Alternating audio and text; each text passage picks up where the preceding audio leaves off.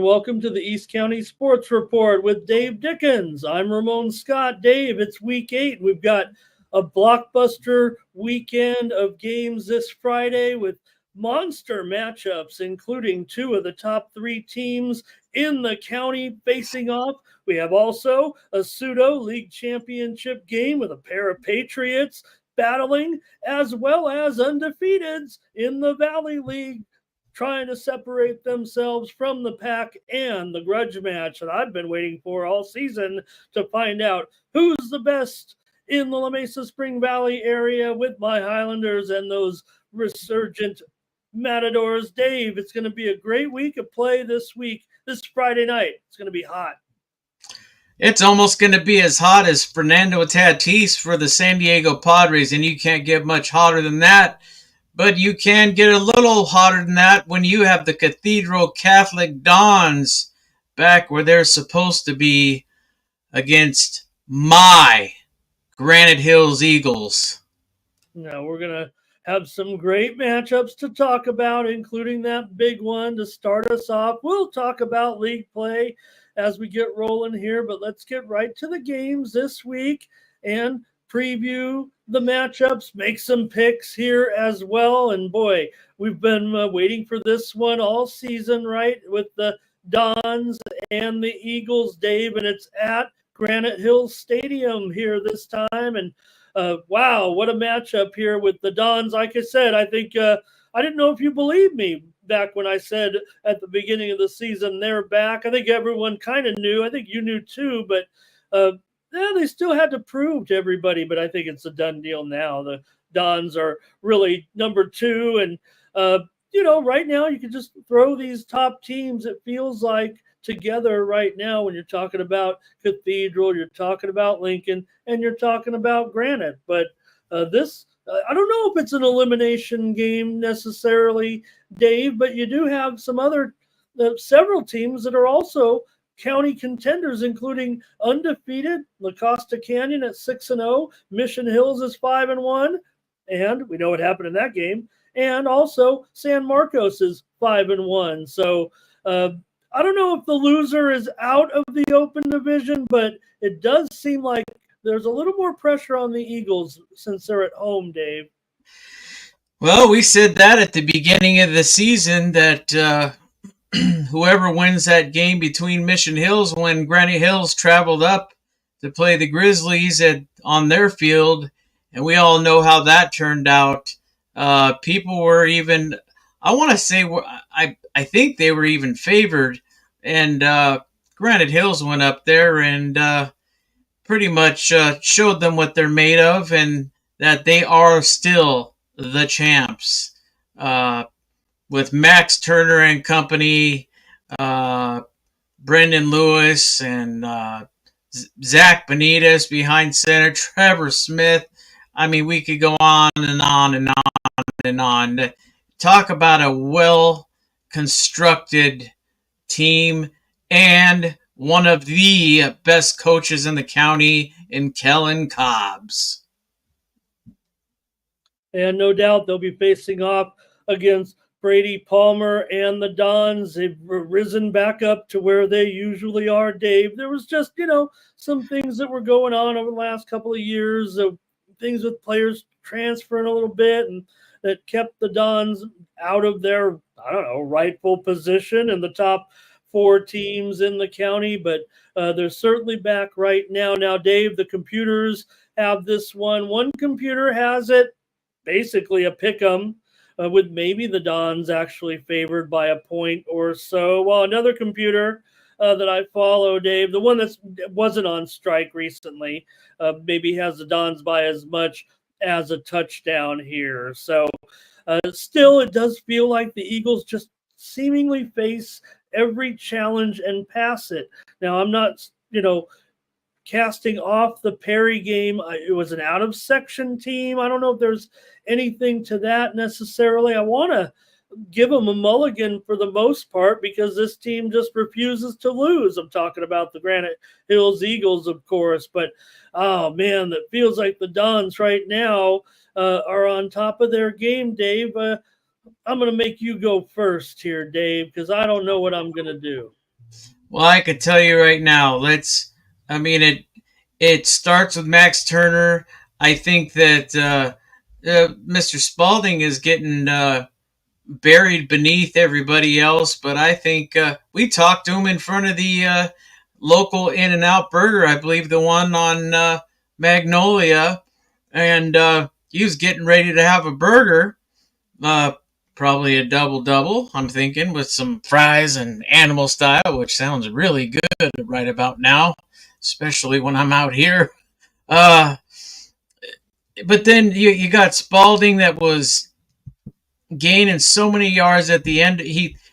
They seem to be giving Max a break at the end of 3.5 quarters, and I think they're giving more and more time to Spalding so they can complete this two-headed monster, if you will.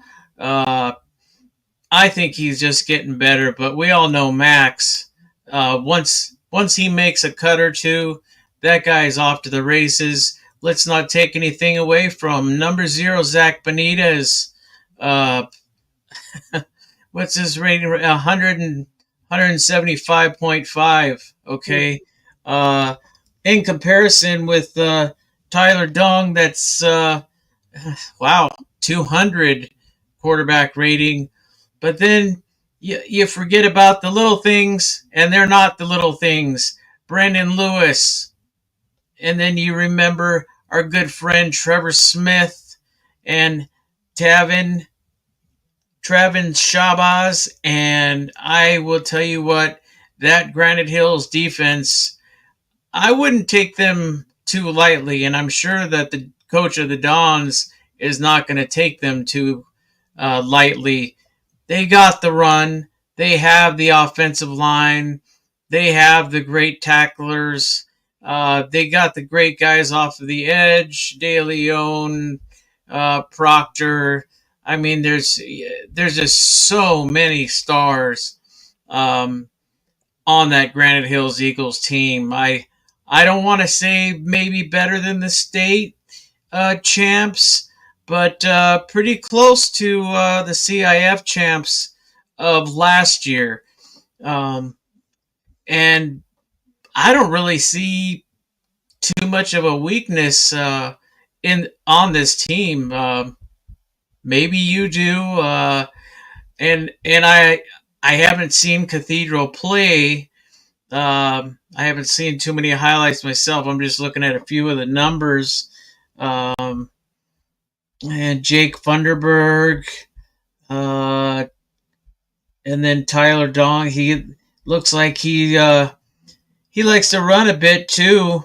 But I think it's still going to be the Eagles, even though they're ranked, I think 5 below. What is it, 40?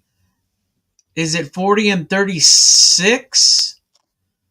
Let's see here. Yeah, in California, Cathedral Catholic Dons are ranked number 36, and the Granite Hills Eagles actually are ranked at 45. They're both 1-0 in their league. Let's see, home and away. Looks like the actual loss that the Dons took was at home. And then we had that neutral. That's right, the neutral field. Actually, they played on the Dons field against Perry, that team from Arizona, as I recall, for the honor ball. So, I'm still. I think it's going to be a real tough call, and I'm sure the computers have it close too. I actually think. I don't know if it's going to be it's not going to be 120 points or something like that, but because I think that the defenses are also going to have some stops, I'm going to say my Granite Hills Eagles walk away with a win, 42-37.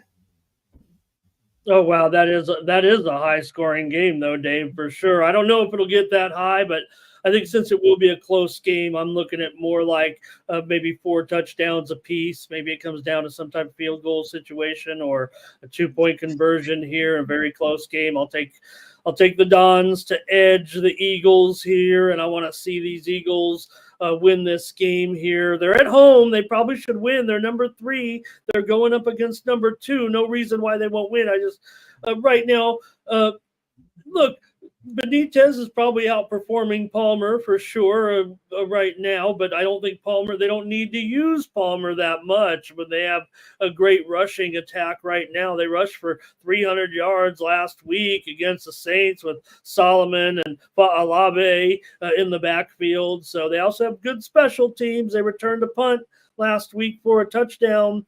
Did the Dons. So this is going to be a thrilling game. I don't know if I could really make a call here, but I'm just going to go with the fact maybe that we're up against North County. It feels like a situation we don't get involved with very often. The Eagles hosting the Dons. Look, the Highlanders have played the Dons quite a bit. There's no doubt the Highlanders have had some successes against the Dons. It's been back and forth between those teams for years. So this is a big game. And look, I think, to be honest, I feel like if the Eagles lose this game, they are going to be out of open division contention just because of the way the other teams, some are going to win, some are going to lose. To be honest, I think if the Cathedral Catholic Dons lose, they might not be out of. I know that doesn't sound right, but I think that could be a fact. Well, like I said, basically 6 teams, and Mount Miguel says we're not out of it either, but they do have a loss, and their power rating doesn't match up. They're down there like at 8th or so in the power ratings. We'll get to them, but I'm not gonna say that Mount Miguel is out of it. But no offense, Coach, I just don't think the Matadors they're on the upswing, but these are the 2 powerhouse right now, and I don't quite think they're up to their level as of yet. But yeah, this is going to be a real. I think there's going to be, like you said, I think there's going to be a lot of rushing on both sides, actually.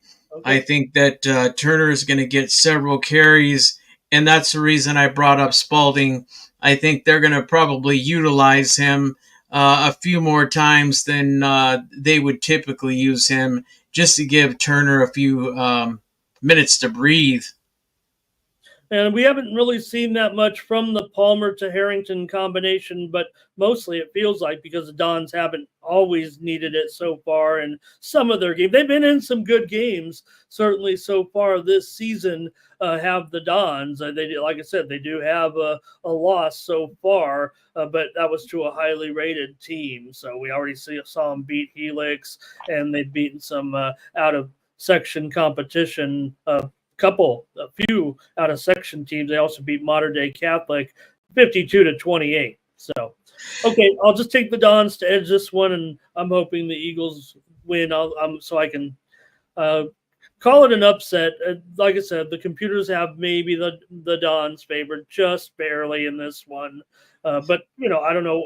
It would have to be maybe on a little bit of strength of schedule here, I would guess, Dave.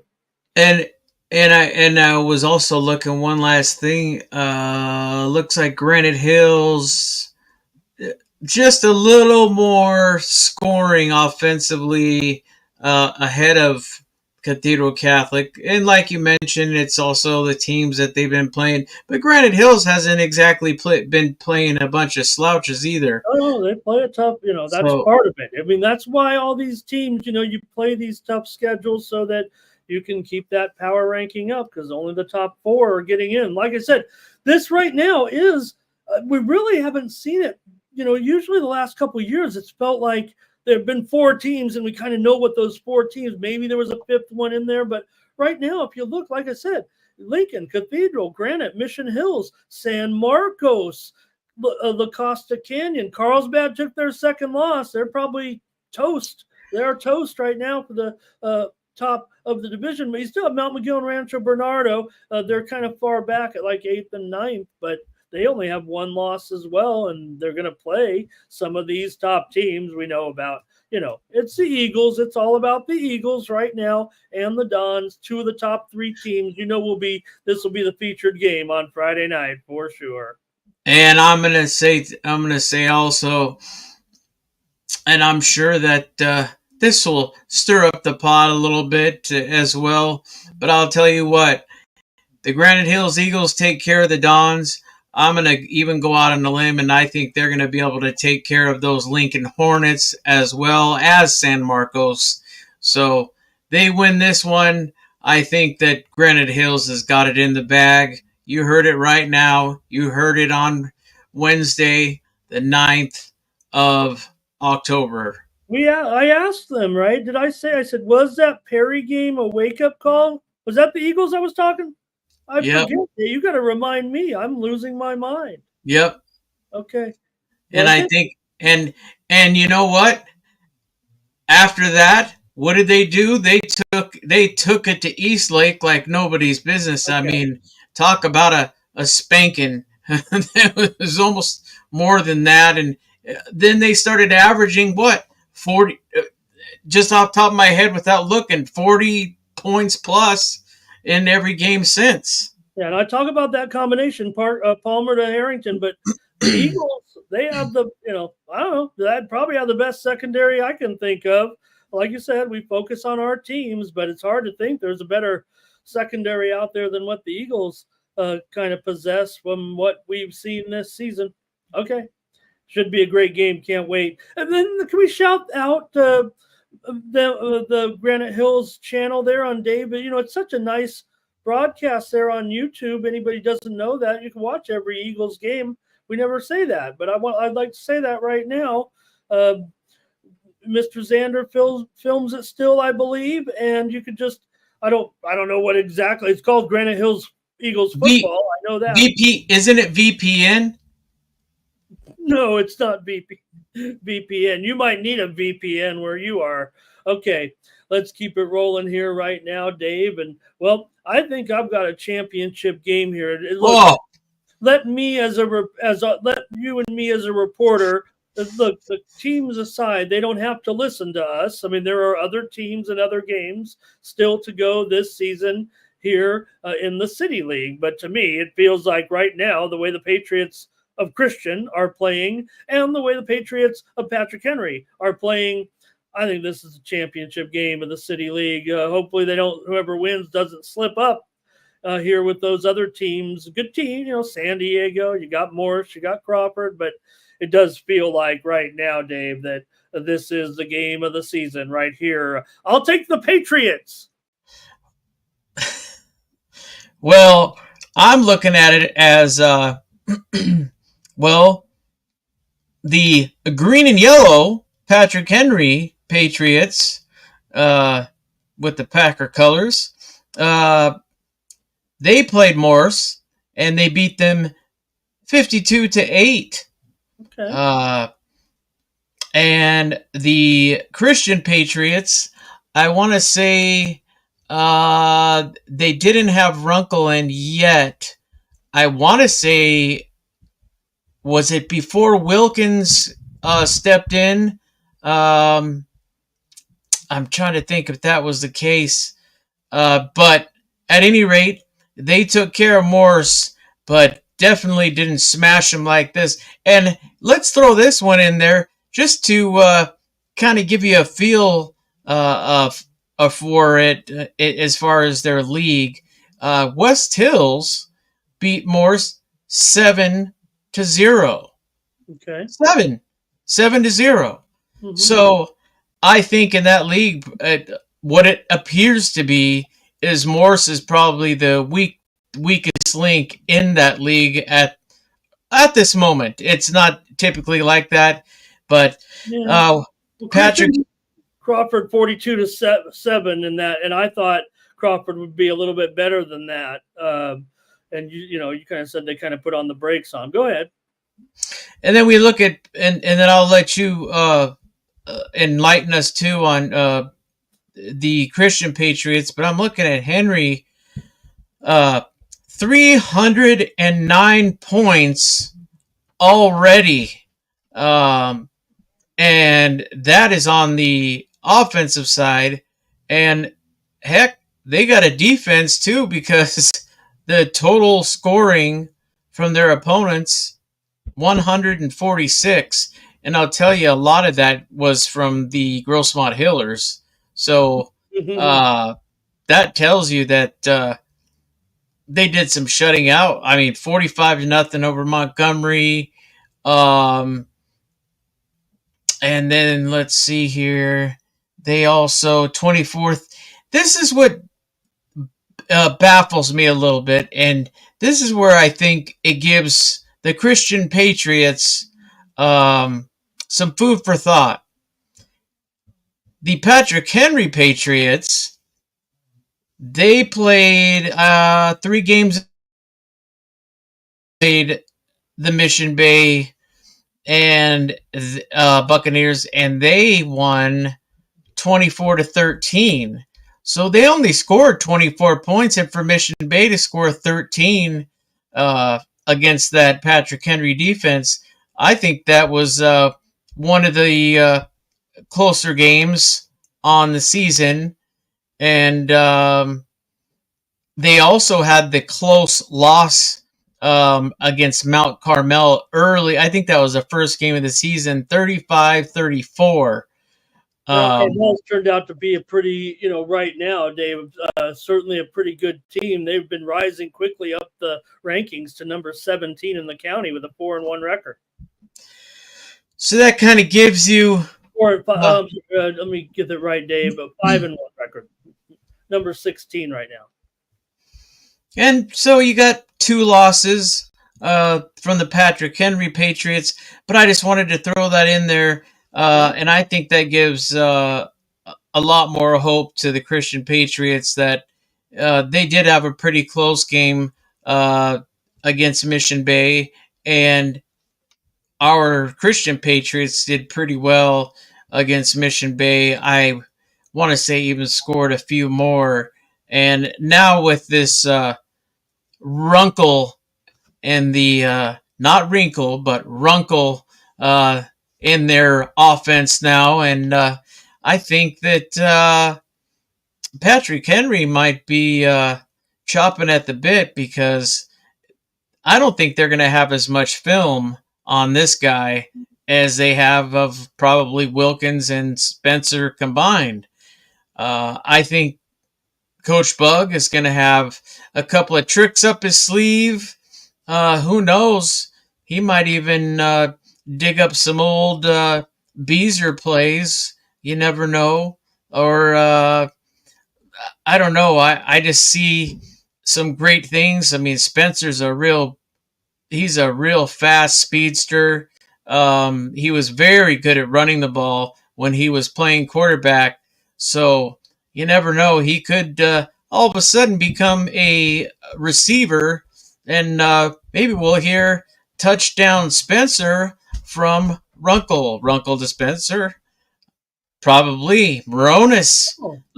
Let's not forget how well he's been doing. I think he's scored in every game so far, I want to say.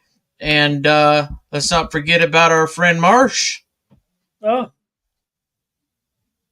no doubt about it. He scored last week as well in that game. Remember, they were beating up Crawford at halftime like 34-7. So just turned out to be a mismatch so far. So those teams, it looks like you're right, Dave. I mean, maybe San Diego is the other team. I currently have Christian ranked 31st, Henry ranked 32nd, and San Diego ranked 37th. So I think I've got the top 3 right there. So for me, I'm going to end up, how can I not take Christian? They're at home in this one. Something tells me that, with Eli Ruiz, they've got a great passing game, certainly. Christian has to play good, strong defense. Yeah, I'm all about Runkle at this point. In fact, I think he might be the difference maker in this game, just in comparison to maybe what was going on prior to it. They were waiting for him to obviously become eligible here, even though he has capable backup, as you mentioned. So I'm going to have to take Christian. They're at home. I rank them higher, so why wouldn't I? I'm worried. I think this is going to be just as exciting as. In fact, you know what? I might have mentioned incorrectly. Certainly, this game is now at El Cajon Valley High. I haven't actually been able, but if it's at the same time as the Granite game, I'm thinking. Unless the Granite game, I better look this up here. I feel almost pressured here right now, but nonetheless, Christian is the home team here this week. So, well, yeah, I'm gonna take Christian. I do worry about that. I think it's going to be awesome. Really good game, really close game. They also got Capoletti, a great running back for Patrick Henry, a very durable guy. Carmichael is an explosive receiver this season, one of the top receivers in the county. So you mentioned though, to me, we every time it kind of gets back to the defense really of Christian with some of those guys. let's never forget about our. It puts a smile on the face, I think, of the whole team, his parents. Let's not forget about the MIT bound. Once he passes those tests, we got our good friend on the line protecting whoever's going to be back there. Who knows? They might even do a couple of Wildcats. I don't think that the Christian Patriots are limited to anything. And my other correspondent, maybe I need to get on the phone and dial up Rob Davila and see what he and his son think also about what's going to go down. Robert's been great with helping us out on getting the stats to us and all that good stuff, and we thank you, Mr. Davila, for that. We really do appreciate it. And getting them. We'll be at El Cajon Valley High, Dave. I was able to figure it out, but so I'm going to go just to stir it up, as my father, Bill Dickens, the late Bill Dickens, would do. No, I'm gonna stir it up a little bit, and I'm gonna say that the Patrick Henry Patriots are gonna win by a touchdown. Oh my gosh, I didn't see that coming. I did not see that coming, Dave Dickens. All right, you're on record here. You know what? I actually feel like overall maybe that Henry's depth might be the issue, might be what carries them eventually, but it just seems like the Patriots have stars on both sides right now, currently, and I like what they're doing in some of the big moments defensively. So they'll have to play defense here. Like I said, they'll have to play a huge game defensively to make sure they keep Henry. I think if it is a high score, did you say a score? Because I need it to be. I think the Christian High Patriots need it to be a low scoring game in the range of 28 to 27 or something like that. Sounds like a high score, but I think for these teams it might not be. But any higher than that, I think it's going to favor more and more the Patrick Henry Patriots. The Christian High defense really needs to win this game for them, and I would think, because I trust the Patriots offense to be able to score against Patrick Henry. They definitely show a little bit of leeway here that, it could be, I guess it still could be ticketed for a high scoring game. Maybe Caleb will be in for another big night here with multiple guys. Brady Eads continues to, I don't want to say surprise us every game. He's an impact player. Well, just looking at the numbers and the teams that they've lost to also is what I'm keeping in mind. I mean, like you said, they lost to a great Mount Carmel team. Um, and then they lost by 14 to Escondido. So, Well, um, who also has been rising up the charts a little bit this season. and so I am going to say that it's going to be Patrick Henry 35 and the Patriots 28. Okay. And I'll say Patrick Henry doesn't get that extra touchdown. Patriots win it. I'll say 28-27.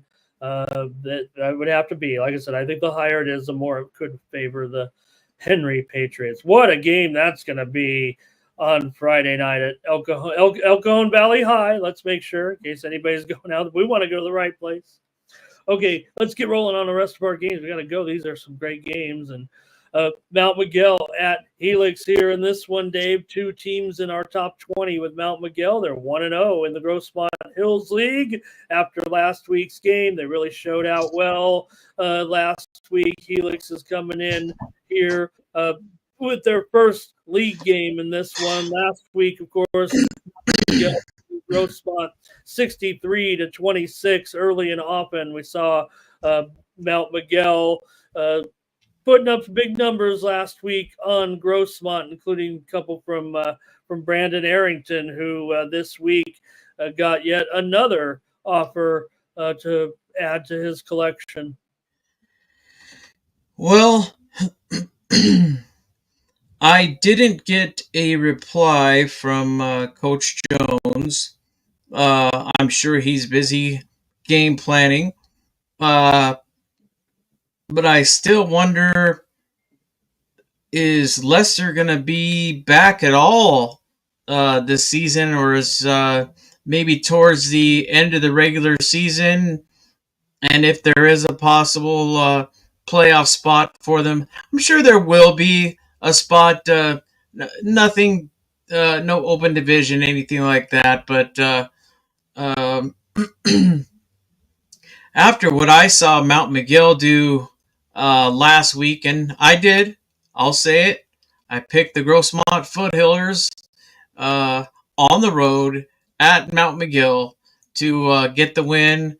I thought they were going to have enough firepower, but I didn't. I saw some defense on the Mount Miguel side, but at the same time, you know what?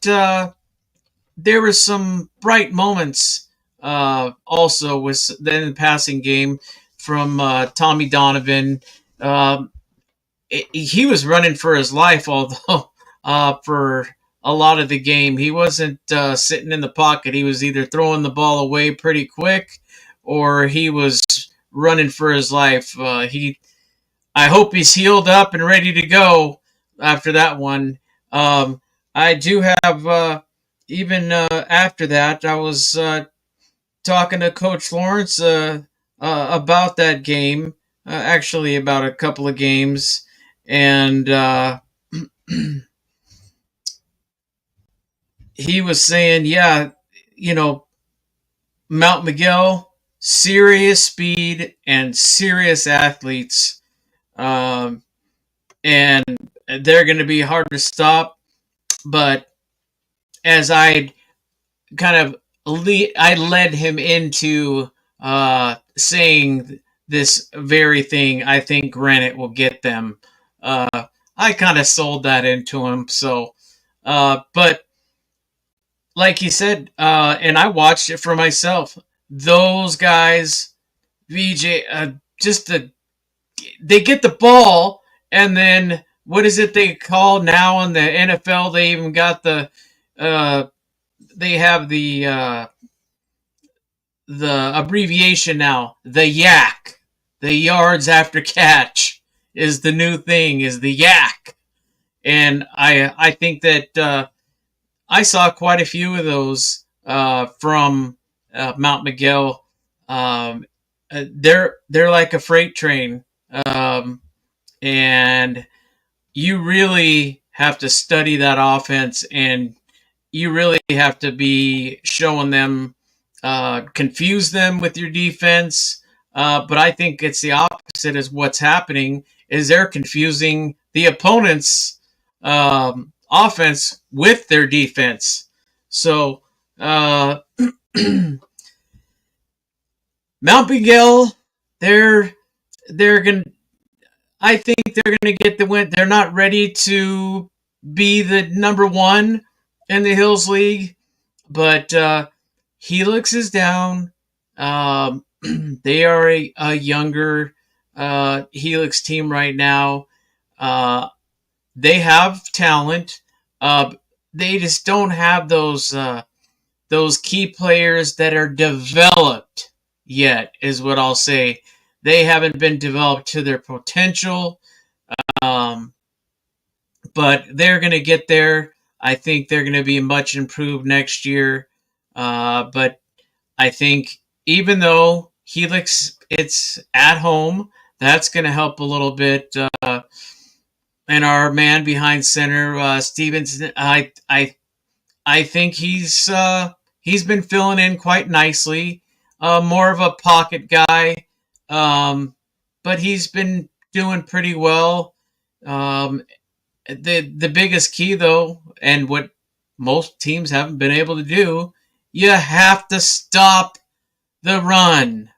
You have to get that secondary. You need to maybe even have two over the top and one in the back. But it's asking a lot of any secondary. The only thing I can think of, and I said it last week, you got to keep their offense off the field as long as you can. So run the ball, run the ball, run the ball, and then run the ball some more, and then maybe some screen passes, some play action. You got to do something just to keep that ball away from them, because as soon as they get the ball, they're going to march down the field. And that's what I saw last week against the Foothillers. Foothillers put up a fight, especially in the first half. But, you run out of gas when you have a team like that that's full of speedsters and your defense is having to chase those guys around.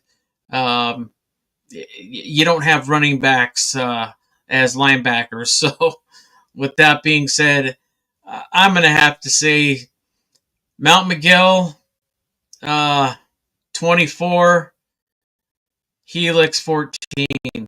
Wow, what a difference a week makes, Dave Dickens. Last week, I believe when we made the league predictions, I thought you were on Helix to come in second place. I just after the Grossmont game, that was guys Ezel Buchanan, Eric Vernon. He's your yak specialist. It feels like right now. AJ Logan. These guys, just too many of them. And remember, Arrington was a Helix Highlander, and he transferred to Mount Miguel. And the thing is, while AJ Stowers, the quarterback, is putting up great numbers. Of course, Donovan is the top guy, but Stowers is on more of the winning team here a little bit. Obviously, none of the Mount Miguel skill players are really dominant in the stats because of what you said. They got so many of them. Whereas the Helix is going to be, it feels like, that last week, actually, Joshua Richardson, the senior, was back. It was at quarterback last week. But, of course, it's going to be all about Pablo Jackson getting the yardage and keeping the ball on the ground, I'm sure, for Helix, trying to keep it away from Mount Miguel. And I think the only other way, and I have yet to see that happen.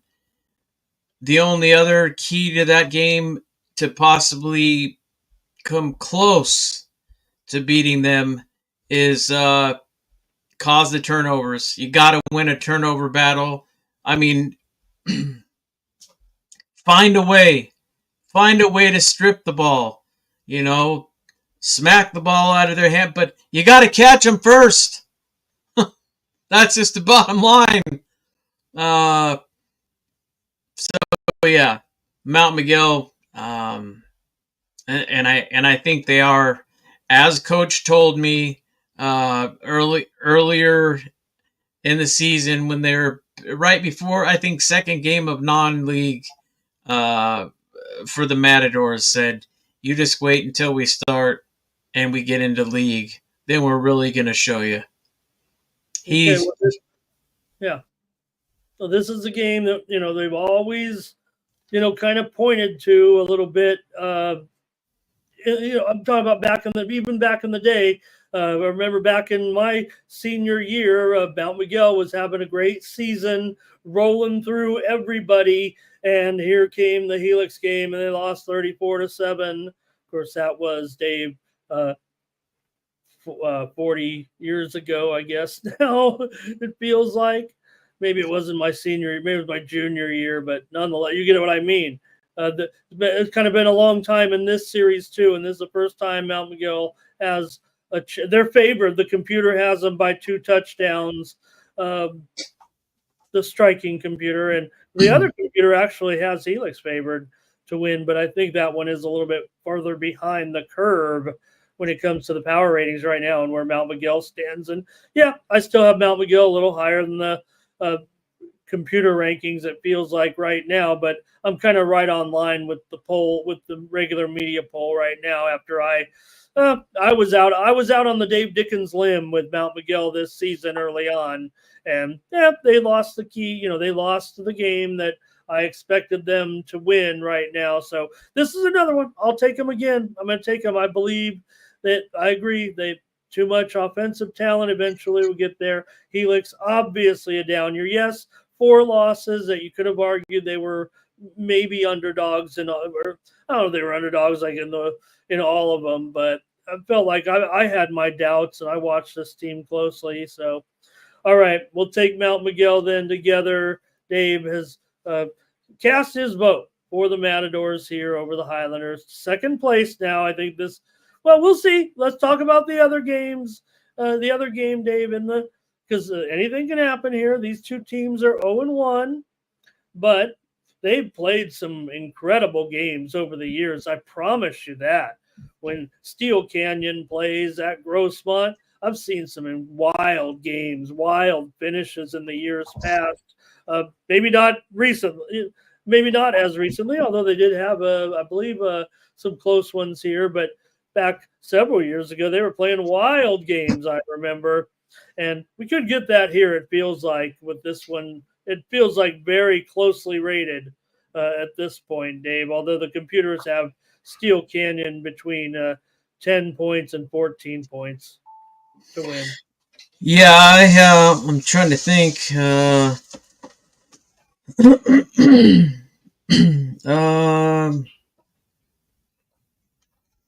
Trying to think if Coach Lawrence, we talked about a few things.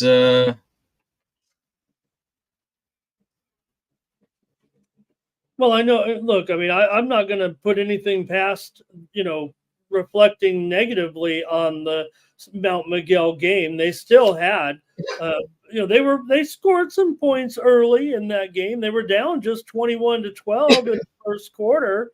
Noah Walker, leading receiver of the Grossmont Conference, Dave, he caught a touchdown from Donovan, and they were in that game early with a couple of touchdowns to Walker and then Smith. They got a completion down there with Walker close, and then Smith crashed in. So they were close early in that game in the first quarter. Just a lot of points, and same thing every time with Grossmont, Dave. They're giving up too many points.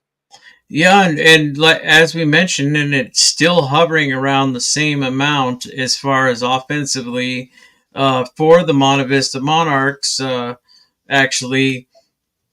And this pertains to this game right here.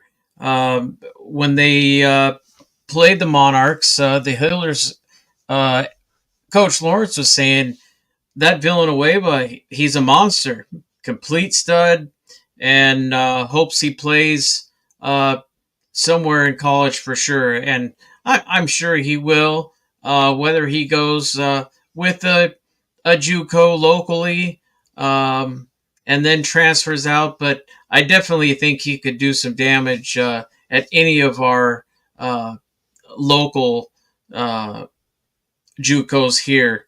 So, Are you suggesting that the Hillers will have problems containing Weaver? you know what? After I saw what the way the defense, I hope they tighten that up because the Hillers were. I mean, it was Villanueva, but being able to run downhill and get through so many yards and pick up first down after first down without having to do any cuts or sweeps, that worries me a little bit. With Weaver, the Dream Weaver, weaving in and out of traffic. Uh, and then we have now Kaha is did he get hurt last game? I don't know. I don't think maybe So do you I have just information on that? Because the numbers have been so solid here with Kaha so far this season. Done a terrific job. I'm just wondering. I saw a couple of plays where he went down kind of hard, but I don't know. Between the two of those, I think the reason that they even have the wins they have is because of the Kaha Weaver combination, whether it be, and they had a couple of. They also have Austin Hayes, who really is probably right now. I'm going to put him as the most underrated receiver in the conference. Steel Canyon's Austin Hayes. Wow. Mm-hmm. But the Hillers have to do something with that defense. Maybe switch it up. Maybe switch some of the personnel, and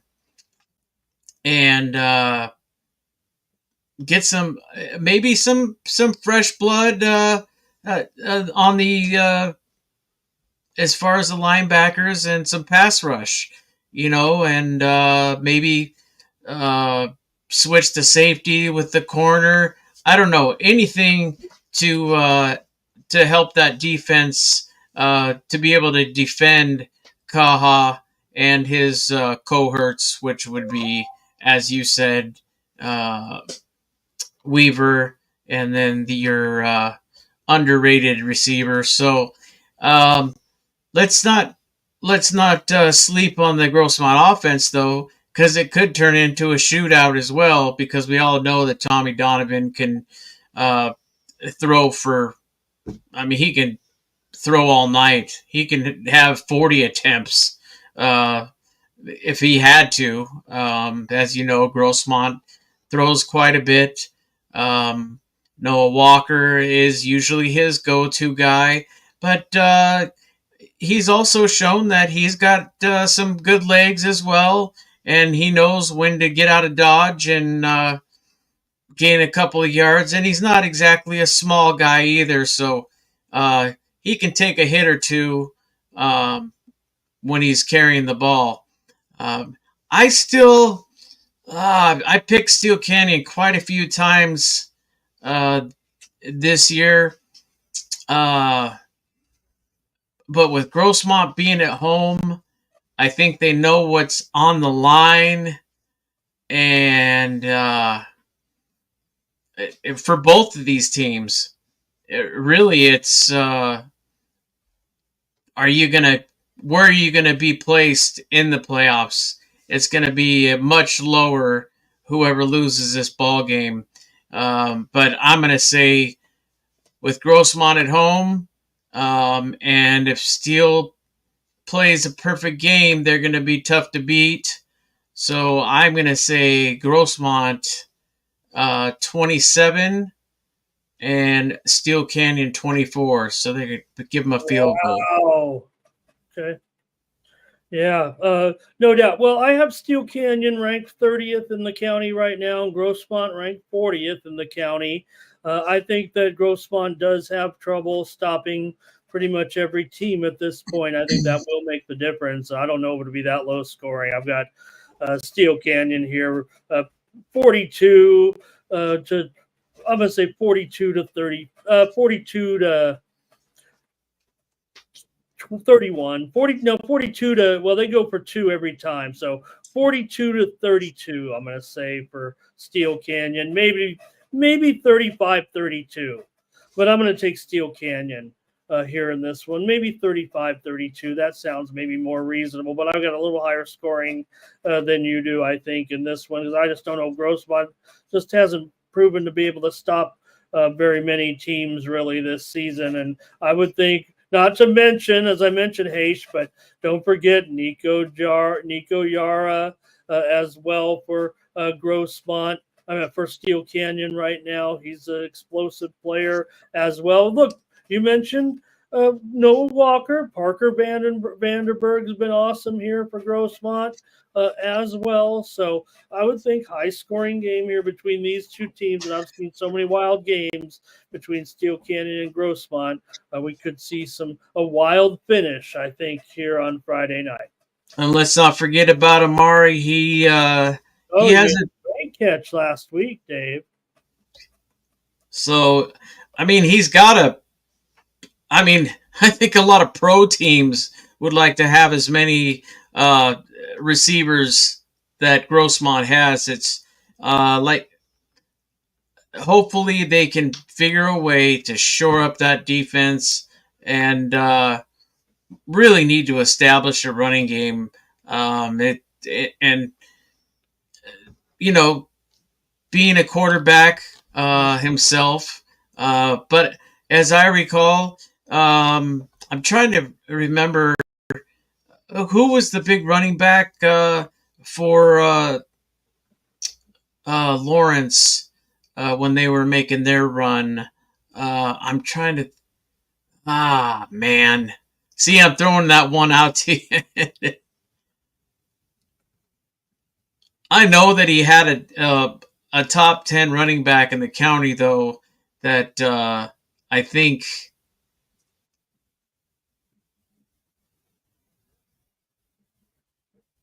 Well, I'm going to look it up for you, Dave. I don't want to keep our listeners at bay here. I've certainly got to try to find this now. You've asked me here. I don't want to keep the show going, but certainly want to try to make this, whatever you need here, certainly. But man, God, I'm thinking back Chevelle Sterling, but that was not. No. I got to go back farther than that. Just a little bit. All right. Well, let me get on the old Google machine here. You crazy man, you. Yeah.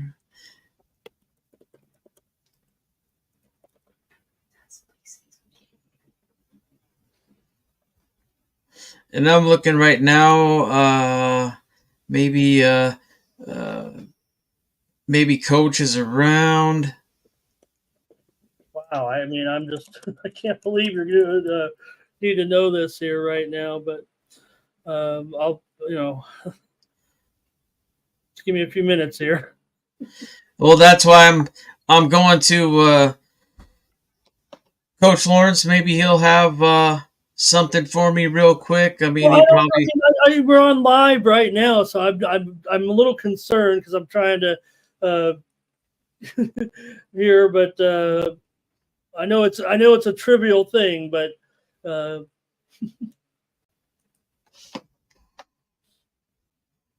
I'm not sure it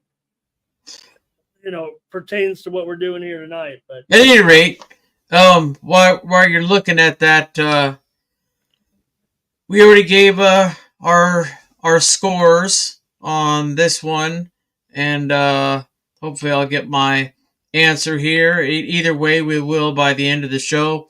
And I think you're gonna throw me the Santee Spring Valley matchup next.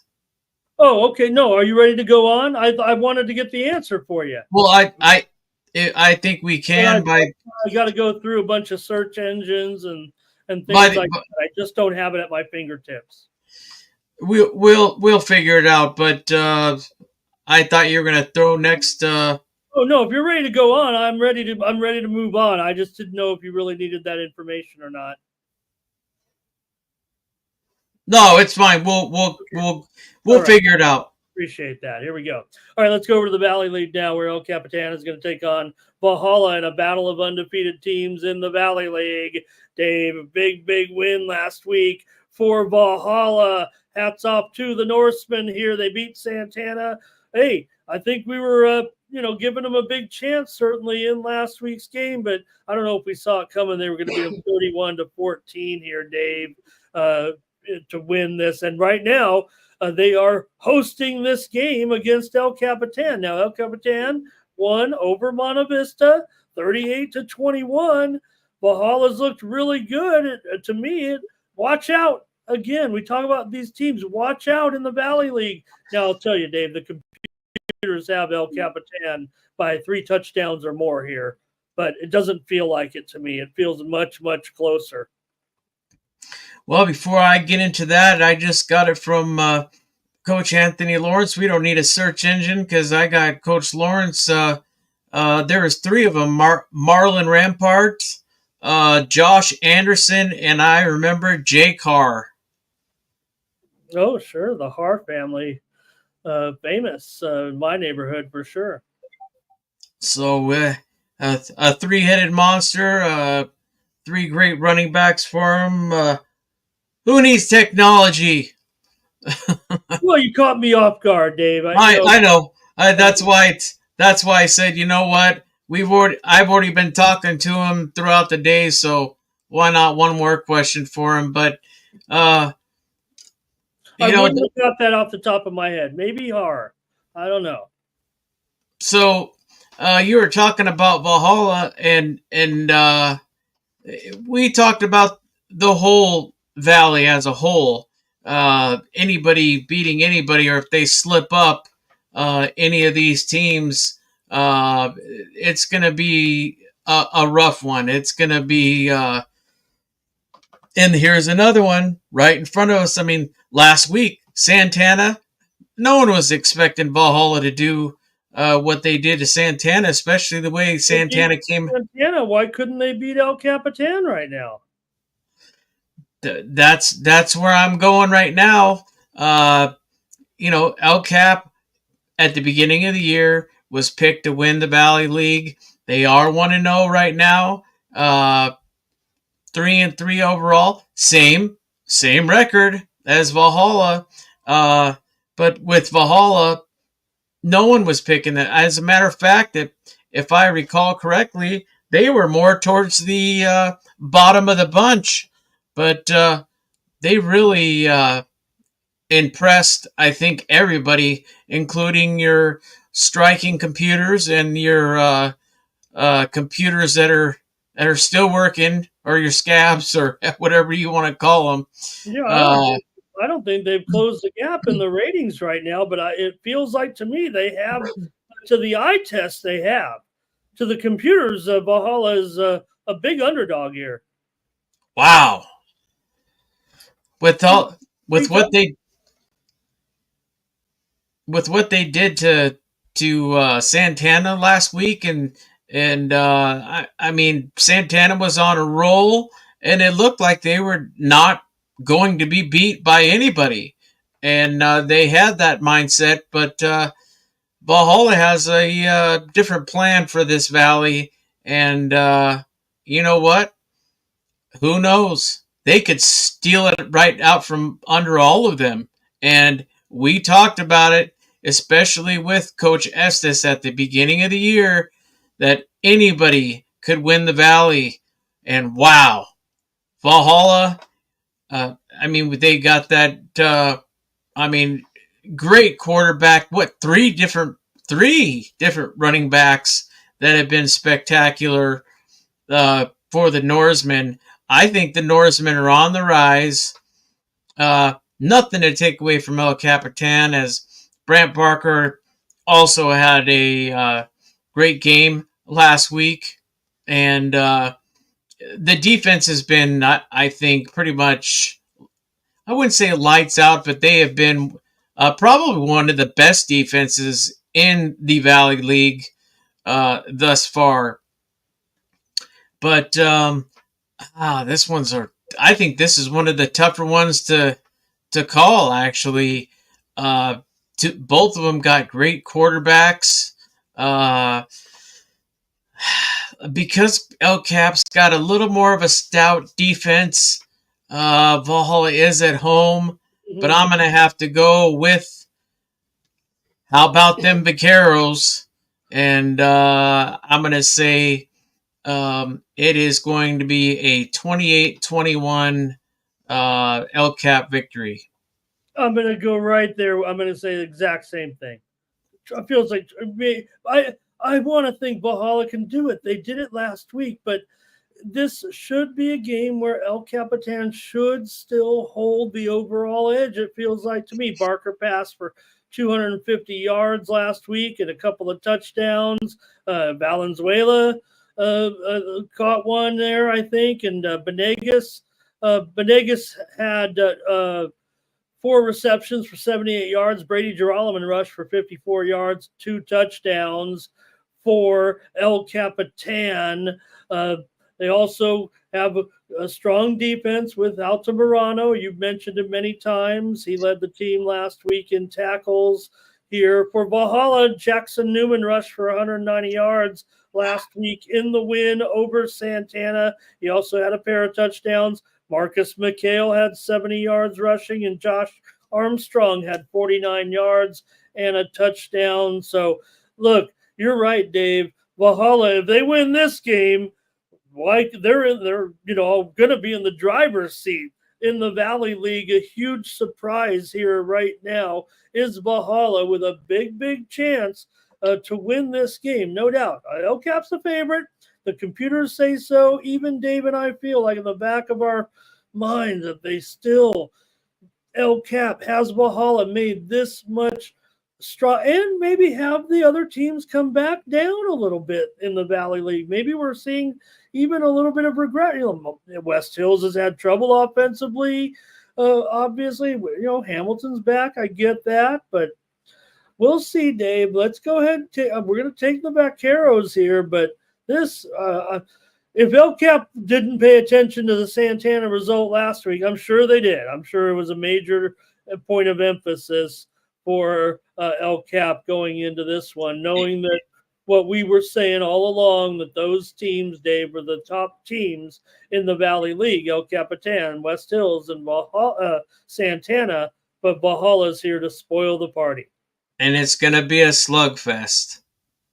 Okay. Well, no doubt, Valhalla's done a nice job, not only offensively, but defensively as well. I rate El Cap. Still, I have them right now ranked as my 37th ranked team in the county. Valhalla, I do not have in my 42nd. I have El Capitan, and Valhalla I do not have in my top 45 teams yet.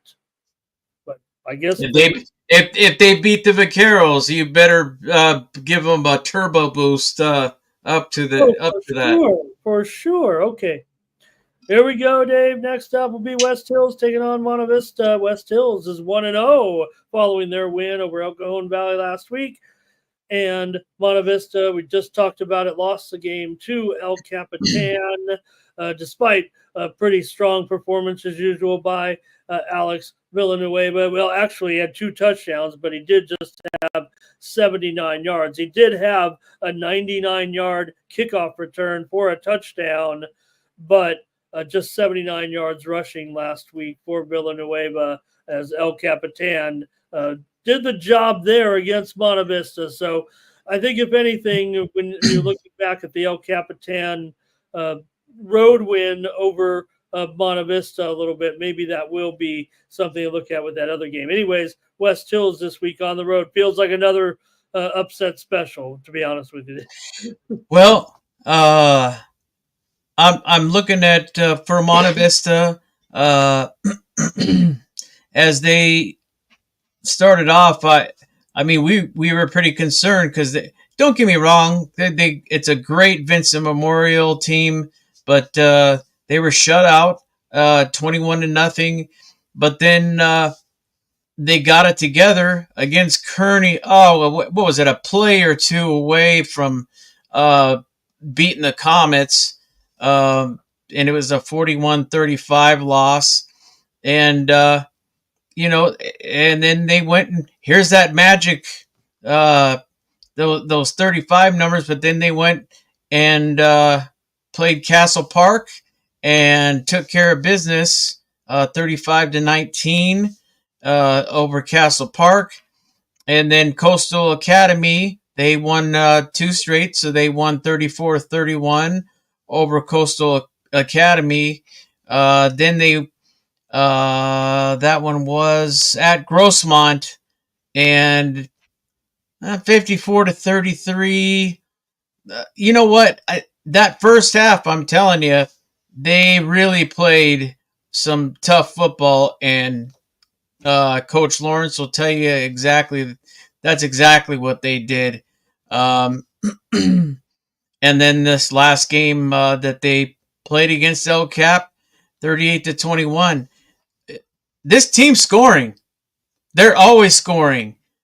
But the problem, again, same thing as Grossmont, they got to be able to stop some of these guys. They can't just. I mean, Villanueva can do almost so much.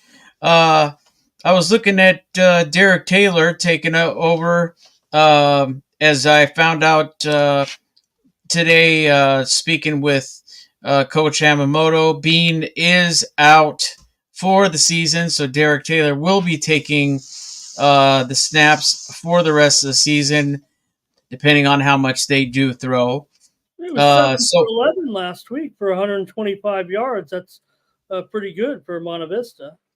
Yeah, and he, I believe, so far he's 22 of 43 for 323 yards total, 2 touchdowns and 2 picks. So, he's not throwing touchdown passes, but you know what? They are utilizing going through the air a lot more than we have seen in the past. And I think that's also opening up for Villanueva to do his thing and his magic. And then I was looking at West Hills. They beat Vista 31-16. The 7-0 win over Morse. Again, Patrick Henry just destroyed Morse. And then the 28-6 league game over Elkhorn Valley, which I think Josh Hamilton was just being a great sportsman, just great sportsmanship. But he said Elkhorn Valley was very fast. They were very fast, pretty speedy. But they got in the end zone again. So, I mean, that's a plus. We're getting there, but it's just a young team. Again, I'll say new coach, new system, and that loss to Patrick Henry. As far as West Hills is concerned, this is really going to be a tough matchup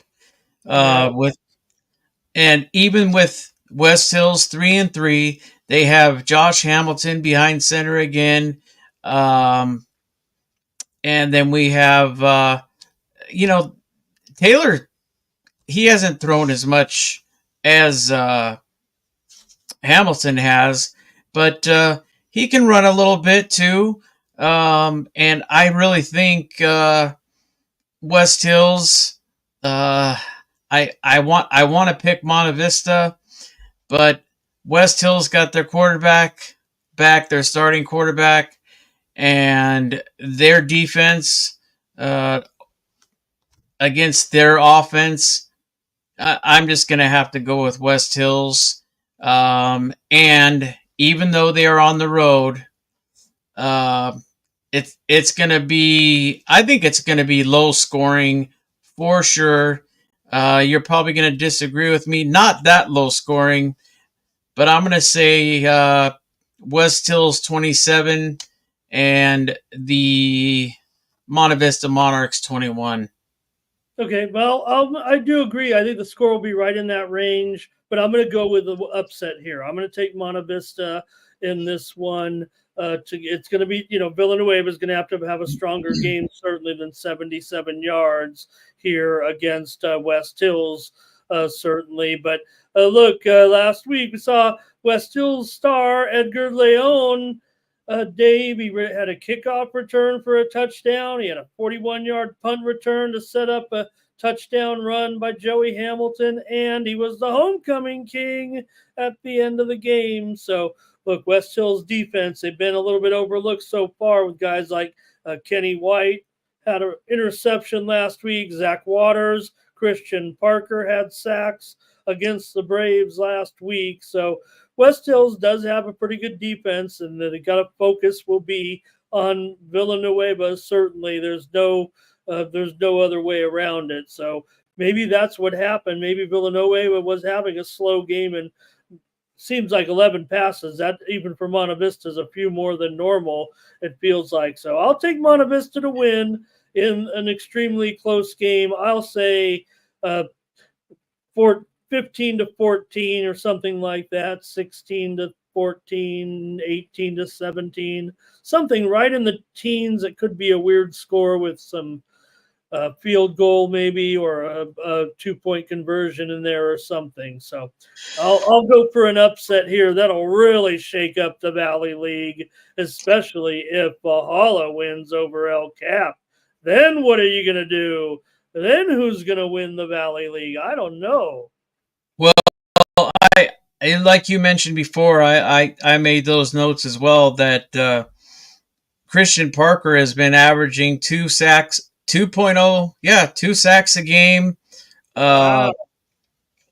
Kevin White, senior Kevin White had a pick. Ray Garcia, junior Ray Garcia's got a pick, and it's really hard to you look at the quarterback ratings, and really you can't really, you take Joey's with a grain of salt because he has been out, but Braden was at 139.2 as far as a quarterback rating, which is not too shabby. He filled in pretty well.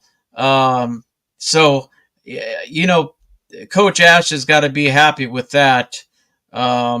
But that defense, I'll tell you what, they better put a tight end or a receiver. They better shore up that offensive line, because guys like Christian Parker in there are going to come in there and they're going to want to feast on a little Villanueva. No offense. Villanueva has been absolutely fantastic. And before I forget, he has, as of right now, he has rushed for 1,099 yards. Wow. And he's only, 6 games in, and he had one more yard. He's got 1,100 already. Counting playoffs, he gets into the playoffs. He could end up with 2,000 yards, sir. 2,000 yards. Look, I think the coaches of the Grossmont Valley League are pretty good guys, and I would think that when they get together for the meeting, unless something goes on where one of these teams really busts out and crushes it here over these last couple of weeks, I think he's the player of the year. He's going to be the player of the year in the Grossmont Valley League this season. Offensive, the top offensive player. Maybe they should invite. They have had their. I don't think they've had their homecoming yet. Correct? Oh, okay. Is it this week? I don't know. You know what I was thinking? Boy, wouldn't that be something? And have Jamon McClendon just happen to show up and give him a big handshake for what he's done for the. I don't think there's been a running back that's even come close to McClendon till Villanueva joined the Monte Vista squad. All right, we'll learn more about the Valley League for sure. There is one more game in the Valley League. It's going to be a lopsided matchup here, certainly with the Braves taking on the Sultans. We did see last week, clean up the little notes here. Rocky Carmona, the freshman, was the one who scored the rushing touchdown last week, Dave, for the Braves in that game against West Hills. And Santana here, Dave, they're certainly big favorites here, probably by 5 touchdowns or more. Oh, yeah, and I think they're going to be licking their chops. I wouldn't be surprised if Hallman has, at least 4 rushing touchdowns. Wow. Yes, sir. Okay. 4. Yeah, you can give some other guys a chance here in a game like this. Well, that might be the case, but I just know that okay, let's say that they split it up.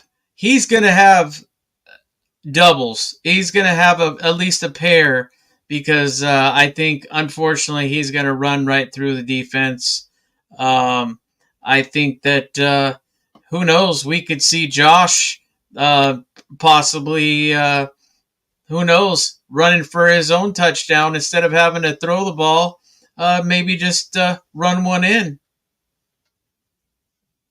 Yeah, no doubt the Sultans here will be big favorites in this one to beat the Braves, and they need this one, certainly. And we know they'll get it, but again, they're already a little bit behind here now because of that loss to Valhalla. So it'll just be important to have a good effort here, Dave. I don't know what else we could say about this matchup here in this one. I will say this. So next week it will be Santana hosting El Capitan. So, we don't know what's going to happen in that El Cap Valhalla game, but Santana will host that game next week as part of the unfolding drama of the Valley League here each week. We'll just cover it here on the show. All right, one more, Dave. We got to go, man. We got to go. The Padres are going to have a rally here. All of a sudden, they're losing. Tri-City Christian's going to take on Mountain Empire, and Tri-City Christian is probably about a 4 touchdown favorite here in this one. We don't have to preview it, Dave. I just want to let everybody know. Foothills Christian has the bye this week. Thanks, Dave. Great job. And we'll catch you on Friday night with the post-game coverage. We'll watch all the games. We're certainly going to be watching the Dons and the Eagles and the Patriots I guess, as our big games. Helix and Mount Miguel as well. And to me, it feels like the El Cap Valhalla game big. And also that West Hills Monte Vista. No disrespect to Steel Canyon and Grossmont, but they both have a loss right now. And they are the 2 teams looking up at all those powerful teams above them in the Hills League. So I think if I had to rank the games this week, Dave, I'd say the Eagles game, the Patriots game. Then I'd say the Highlanders and Matadors, and then the El Cap and Valhalla game, then West Hills and Monte Vista. 5 huge games for sure, and 6 good ones. Sounds good to me, and we will be reporting on that, and make sure that you stay tuned for the East County Sports Report post-game report, not to be confused with the PPR. So make sure that you check us out. We'll try to be on there as soon as possible, and hopefully we have a lot of winners, and we can get some of those players and teams that win on the road. We can catch them on. Reach out to Dave. He's on Facebook. If you want to be a part of the show, let us know. And a lot of you have the number too, and it's good. Give me a holler, and we'll pass the phone around on the bus and celebrate the big wins. There's a lot of them chomping at the bit right now. It still baffles me, the Patriots, but that's also going to be that's going to be a doozy for sure. Yeah, so we're going to be good thing we've got our team out there, because we don't have we don't have the camera for that one. I don't have the camera for that one. So, well, And we'll have a couple of our great photographers out there with Ken Good. Todd and Vic Morano taking some great photos for us. And I Great. also want to thank our sponsors, Granite Mortgage and Lakeside Equipment. And for Ramon Scott, I'm Dave Dickens. We're going to watch the Padre game, and we will see you Friday for the post game show.